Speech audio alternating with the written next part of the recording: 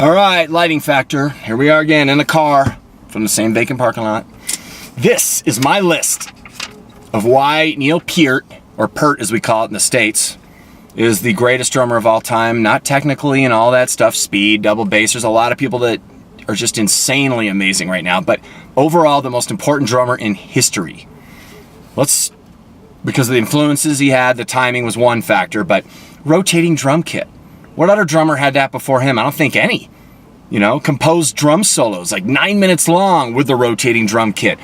Incorporating different rhythms and, even improv parts. Most drummers used to just spaz out and do a bunch of double bass, and it was the worst solo ever. Like, people still cheered though because they love listening to drums. I get it. But composed drum solos, it's like shit. It's like a song. Jazzy ride cymbal patterns, subdivisions, YYZ, La Villa. He was the first drummer I heard in rock, at least. Jazz, they did it, but that used that jazzy-ish ride technique. I was like, whoa. Everyone else would have just done straight eighths in all those Rush songs. China and splash cymbals. First drummer in rock I remember that used chinas and splashes in rhythms, to offset the beat or whatever, not just as accents, although he used them as accents very well, too. Let's see. And then that goes with his techniques, too. Incorporating African rhythms, new wave, reggae. I mean, what other drummer combined all that? Bonham did a little reggae and stuff, but Neil just did it all. And prog, conceptual, metal, all those things in one fucking drummer. His crossover hi-hat pattern stuff off the snare, subdivisions again. Bzz, bzz, bzz, bzz.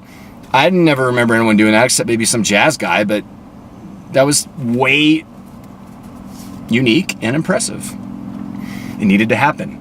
Electric and acoustic percussion, of course. He used to have an arsenal of percussion behind him. Why? I hate bands that have a percussionist. I get it with Latin music, jam music and stuff, but for the most part, be a badass drummer. Neil did it all, and he did it all live as well. Acoustic and or percussion. You pussies nowadays.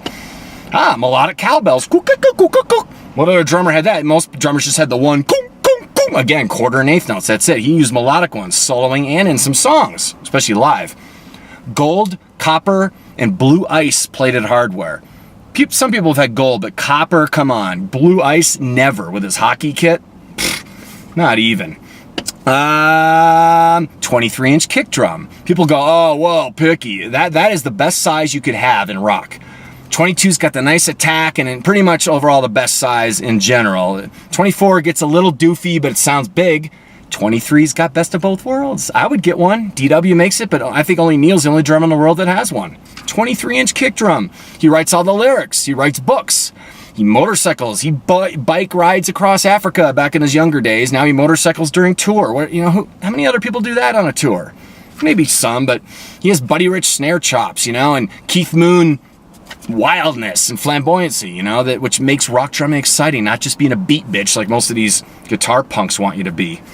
And if we want to get really picky, the last one to be, he used to play with his drumsticks backwards and still get off those crazy jazzy ride patterns, which is so much harder with the butt end of a stick rather than that bouncy tip. Just the tip.